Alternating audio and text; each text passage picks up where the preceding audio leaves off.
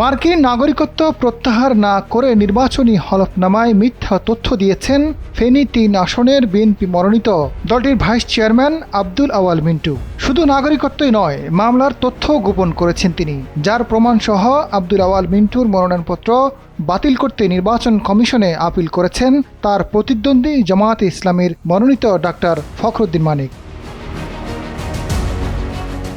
শুক্রবার রাজধানীর আগারগাঁওয়ে নির্বাচন কমিশনে গিয়ে আপিল করেছেন ডক্টর ফখরুদ্দীন মানিকের আইনজীবীরা। বিভিন্ন তথ্য গোপন করার পরও আব্দুল আওয়াল মিন্টুর মনোনয়নপত্র বৈধ ঘোষণা করা হয়। এই আপিলে ফেনী জেলা প্রশাসক ও জেলা রিটার্নিং কর্মকর্তা মনির হককেও বিবাদী করা হয়েছে। নির্বাচন কমিশন সচিবালয় থেকে বেরিয়ে গণমাধ্যমকে এই তথ্য জানান ডক্টর ফখরুদ্দীন মানিকের আইনজীবী গোলাম কিবরিয়া।